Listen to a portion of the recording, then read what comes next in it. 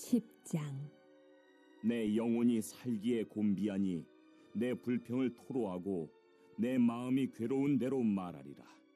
내가 하나님께 아뢰오리니 나를 정죄하지 마시옵고 무슨 까닭으로 나와 더불어 변론하시는지 내게 알게 하옵소서.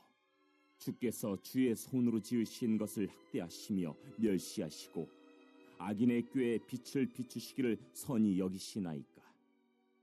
주께도 육신의 눈이 있나이까. 주께서 사람처럼 보시나이까. 주의 날이 어찌 사람의 날과 같으며 주의 해가 어찌 인생의 해와 같기로 나의 허물을 찾으시며 나의 죄를 들추어 내시나이까. 주께서는 내가 악하지 않은 줄을 아시나이다. 주의 손에서 나를 벗어나게 할 자도 없나이다. 주의 손으로 나를 빚으셨으며 만드셨는데 이제 나를 멸하시나이다. 기억하옵소서. 주께서 내 몸 지으시기를 흙을 뭉치듯 하셨거늘 다시 나를 티끌로 돌려보내려 하시나이까. 주께서 나를 젖과 같이 쏟으셨으며 엉긴 젖처럼 엉기게 하지 아니하셨나이까. 피부와 살을 내게 입히시며 뼈와 힘줄로 나를 엮으시고 생명과 은혜를 내게 주시고 나를 보살피심으로 내 영을 지키셨나이다. 그러한데 주께서 이것들을 마음에 품으셨나이다.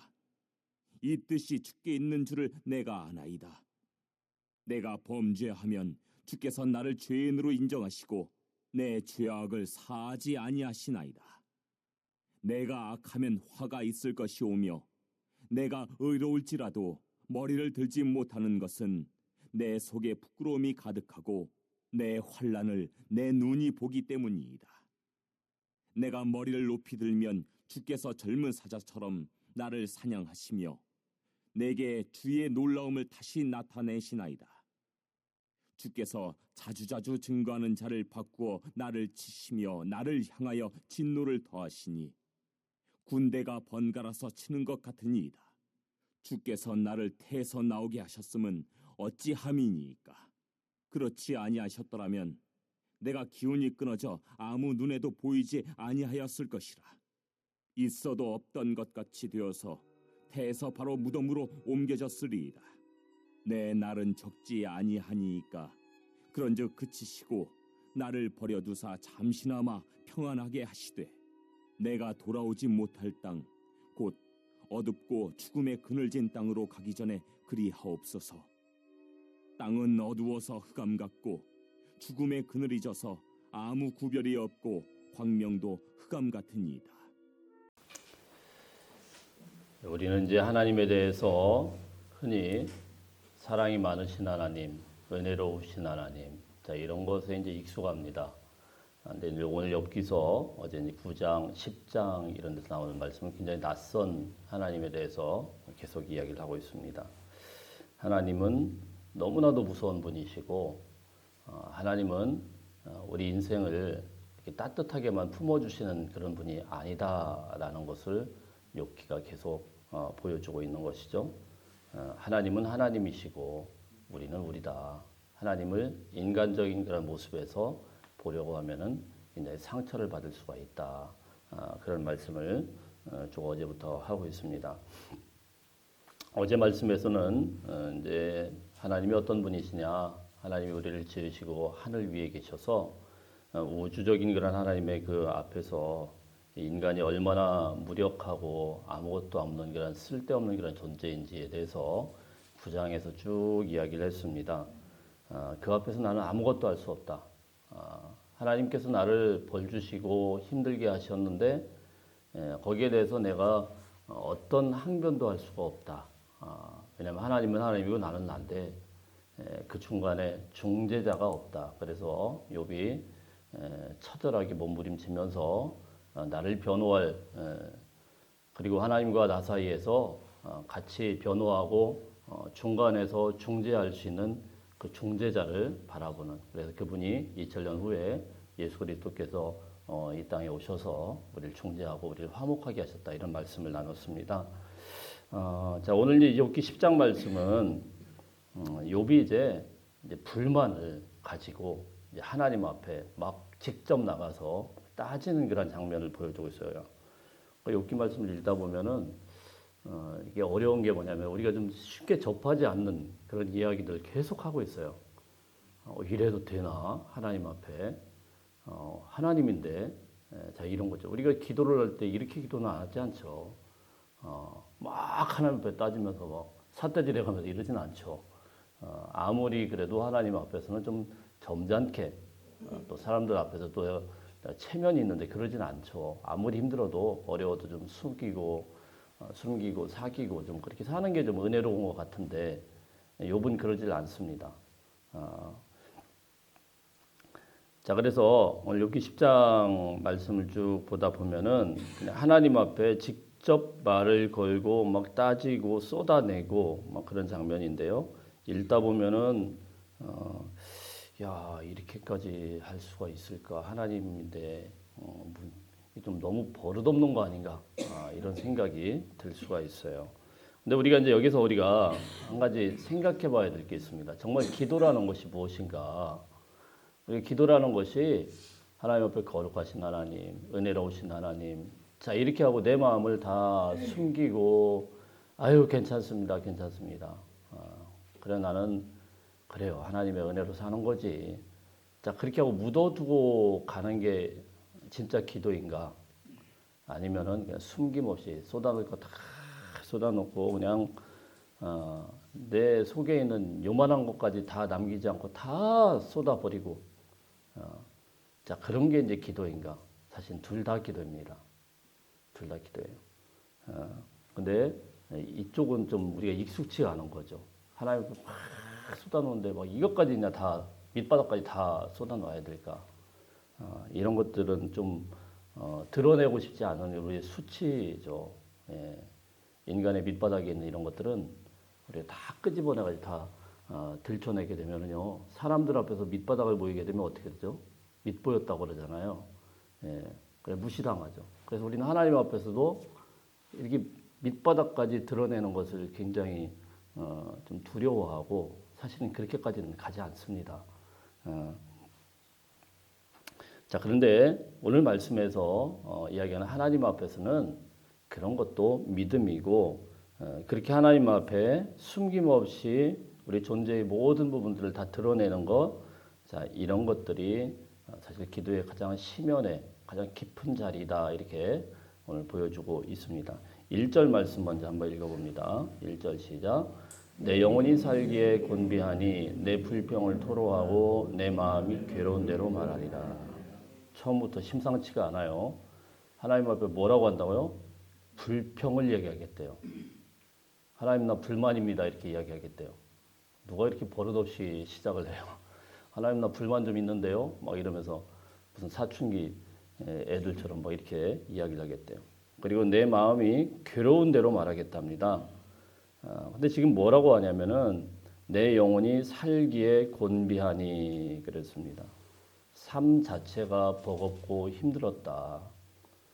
생명을 유지하는 것도 기적이다. 지금 욥이 지금 그런 상태예요. 내가 지금 살아있는 게 기적인 거예요.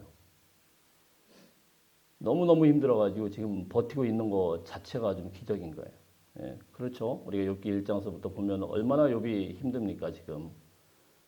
다 뺏겼잖아요. 재산 다 없어졌죠. 어느 날 갑자기 일어난 일이죠. 자기가 잘못한 게 하나도 없어요. 그리고 애들 다 죽었죠. 거기다가 아내는 저주까지 하면서 야, 너 이러고 있는데도 하나님 믿을래? 막 그러면서 욕하면서 나가버렸죠. 근데 이 친구라는 것들은 와가지고 계속 긁고 있죠. 이게 뭐 버티고 있는 게 기적인 거예요. 우리가 살다 보면 이제 한계가 있지 않습니까? 그럴 때 우리가 뭐라고 하죠? 나도 사람인데 이러지 않습니까? 뭐 언제 사람 아니라고 했나요? 나도 사람인데 버티는 게 한계가 있지. 지금 욥이 그 상태예요. 자 이걸 가지고 어디로 가느냐? 하나님 앞에 나갑니다. 하나님 앞에 나가 내가 좀 불평 좀 얘기하겠다. 나 불만이다. 자 이러면서 쭉 이야기를 합니다. 그러니까 여러분 이 신앙이라는 것이 너무 이렇게 가면 속에 있는 것은 사실 그렇게 이롭지가 않습니다. 불평이 있는데도 불만이 있는데도 꾹꾹 숨기고 있는 그건 절대로 공동체가 건강한 공동체가 아니에요. 예. 참고 참고 참고. 사실 저는 저한테 막말하는 사람들은 그렇게 두렵지가 않아요. 근데 말씀을 안 하시는 분들은 좀 두려워요. 저분이 도대체 무슨 생각을 갖고 계시는지. 막말하는 분들은 그 속에 있는 걸 숨김없이 얘기하면은 해결점이 생겨요. 저렇게 말씀을 하시면 예, 알겠습니다. 그 앞에서 제가 말을 안 하고 있지만은 뒤주 가만 생각해보고 이렇게 하는 게 어때요? 이렇게 하고 나중에 해결을 하면 되는데 말씀을 안 하시고 있는 분들은 나중에 꽁 있다 빵 터집니다. 그럼 이게 참 어려워요. 그렇죠. 우리 이제 아이들도 그렇잖아요. 우리 자녀들도 길러보면은 막 수시로 막 얘기하고 쪼잘쪼거리고 막 이러니 뭐 이쪽 이놈이 도대체 어디로 튈까? 근데 나중에는 어디로 튈지가 우리가 딱 잡혀요. 이놈이 여기서 요런 짓 하겠구나.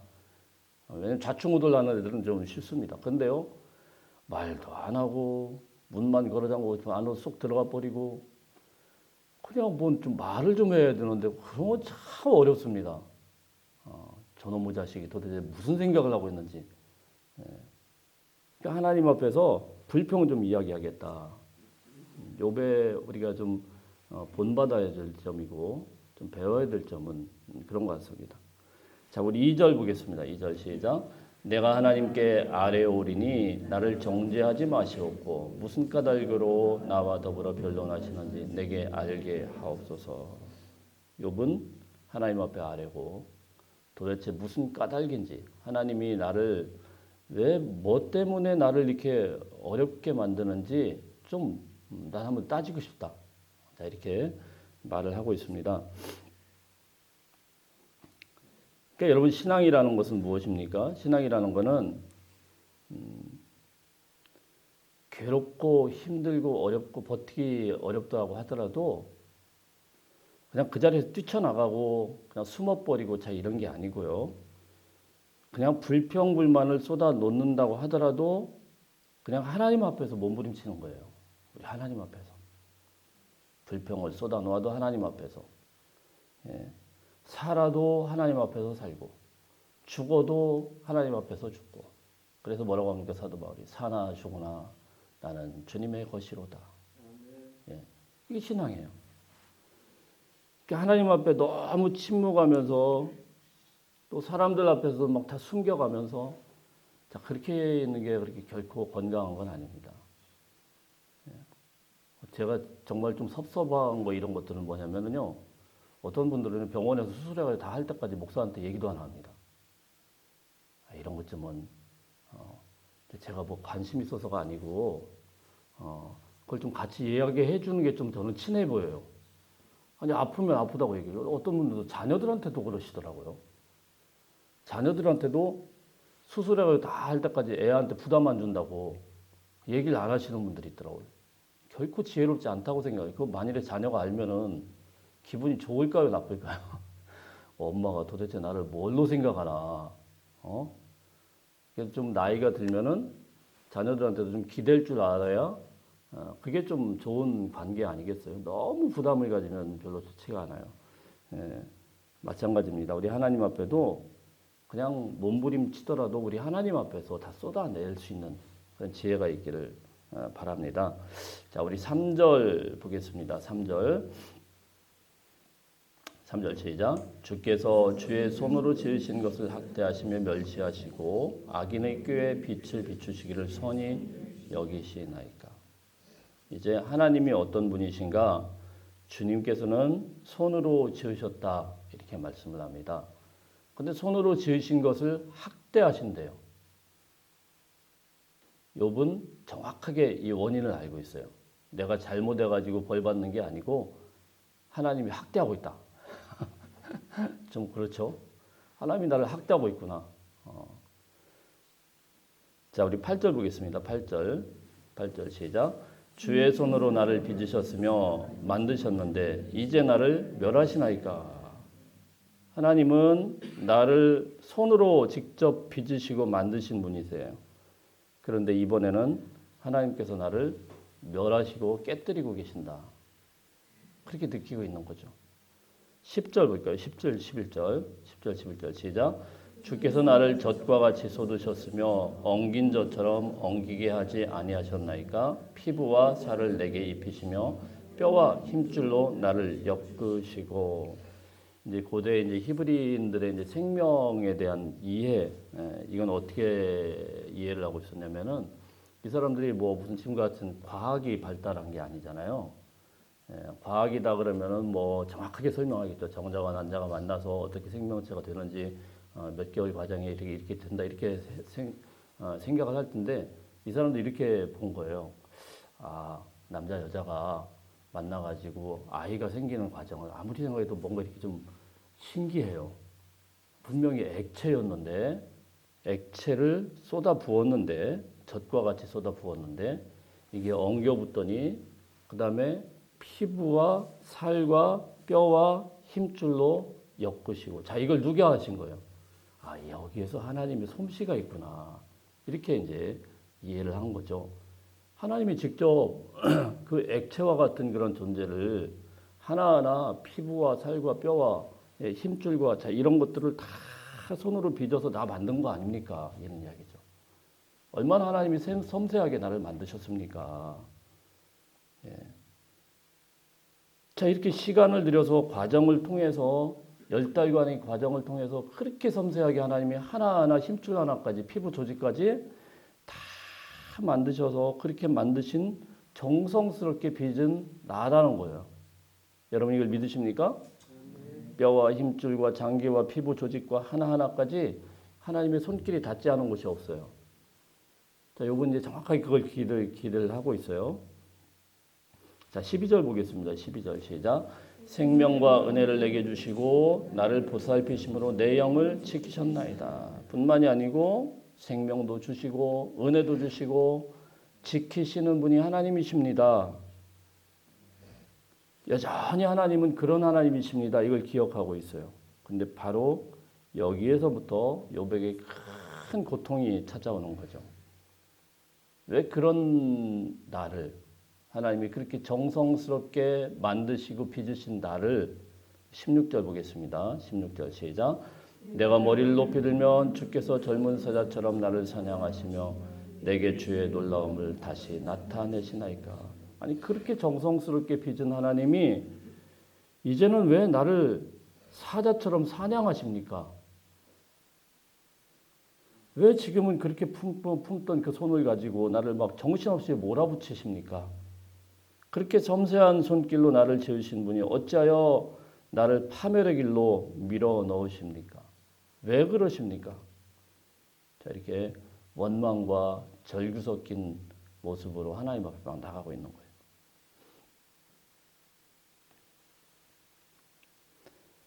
자, 우리 13절 보겠습니다. 13절 시작. 그러한데 주께서 이것들을 마음에 품으셨나이다. 이 뜻이 주께 있는 줄을 내가 아나이다. 정말 이해가 안 되는 거는 뭐냐면요. 하나님이 이러려고 나 만들었습니까? 이거죠. 이러려고 그렇게 빚었습니까? 처음부터 이런 의도로 마음에 품고 나를 이렇게 만드셨습니까? 처음부터 나를 이렇게 멸하려고 이렇게 괴롭히려고 처음부터 이렇게 정성껏 만들었습니까? 너무 억울하다 이거죠. 너무 억울하다. 나 진짜 너무 억울합니다. 내가 이걸 어디다 하소연합니까? 그럴만 하죠. 욥과 같은 상황이면. 내가 잘못한 것도 하나도 없는데 왜 이렇게 어려움을 당하고 괴로움을 당해야 되냐는 거예요. 14절 보겠습니다. 14절 시작. 내가 범죄하면 주께서 나를 죄인으로 인정하시고 내 죄악을 사하지 아니하시나이다.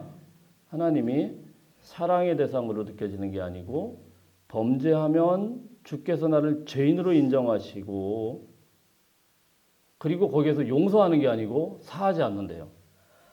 또 우리가 죄 짓는 게 얼마나 많게요. 하나님이 무슨 감시 카메라도 아니고 계속 이놈 범죄 하나 이게 보자 그래가지고 그거 그대로 곧바로 보복하시는 것 같이 그렇게 느껴진대요. 사랑의 모습, 사랑의 하나님이 하나도 안 느껴지는 거예요. 15절 보겠습니다. 15절 시작. 내가 악하면 화가 있을 것이며 내가 의로울지라도 머리를 들지 못하는 것은 내 속에 부끄러움이 가득하고 내 환난을 내 눈이 보기 때문이다. 이게 욥에 지금 갖고 있는 굉장한 딜레마죠. 악인이라서 벌을 받는 게 아니고 또 의인이라고 상을 받는 것도 아니래요. 그냥 하나님의 그 어마무시한 그 힘 앞에 나를 그렇게 빚으시고 창조하신 그 하나님이 또 나를 또 벌하시는데 그 힘 앞에서 그냥 나는 힘없이 당하기만 하는 그런 피고인일 뿐이라는 거죠. 예. 어떤 선택도 어떤 희망도 보이지 않고 하나님은 그냥 마치 맹렬한 사자처럼 그냥 그를 추격하고 도망갈 곳 없는 그런 사냥감처럼 막 그 앞에서 나는 아무것도 못하고 고양이 앞에 쥐마냥 이렇게 꼼짝도 못하고 벌벌벌 떨 수밖에 없는 그런 상황이다. 너무너무 고통스러우니까 너무너무 어렵고 힘드니까 하나님의 그 사랑과 은혜마저도 의심스러워지는 그런 상황인 거예요. 여러분 우리 인간이 그래요. 하나님의 은혜도 내 상황이 은혜로워야 은혜롭죠. 내 상황이 지옥 같으면 지옥처럼 보여요. 하나님의 은혜가 보이질 않아요. 우리 인간의 한계는 그렇습니다. 정확하게 우리 한계에서 그렇게 볼 수밖에 없어요. 하나님은 그렇게 보여요. 내 상황이 굉장히 축복스럽고 은혜스럽고 그러면은요, 감사해요. 늘 감사하고 웃어요. 근데 내 상황이 엉망진창이면은 하나님의 존재도 그렇게 보인다는 거예요.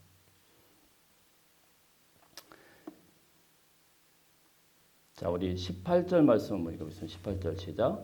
주께서 나를 태에서 나오게 하셨으면 어찌미니까 그렇지 아니하셨더라면 내가 기운이 끊어져 아무 눈에도 보이지 아니하였을 것이다. 19절 시작. 있어도 없던 것 같이 되어서 태에서 바로 무덤으로 옮겨졌으리이다. 이제는 뭘 이야기합니까? 왜 나를 태 속에서부터 끄집어내가지고 하다 왜 나를 태 속에서부터 끄집어내가지고 차라리 태어나지 않도록 하지. 그리고 태에서 나왔으면 빨리 죽게 만들지 왜 이렇게 힘들게 만들어가지고 이렇게 살아가게 합니까? 얼마나 괴로우면 이렇게까지 이야기를 하겠어요. 예. 20절, 21절 보겠습니다. 20절, 21절 시작. 내 날은 적지 아니하니까 그런지 그치시고 나를 버려두사 잠시나마 평안하게 하시되 내가 돌아오지 못할 땅 곧 어둡고 죽음의 그늘이 땅으로 가기 전에 새겨옵소서.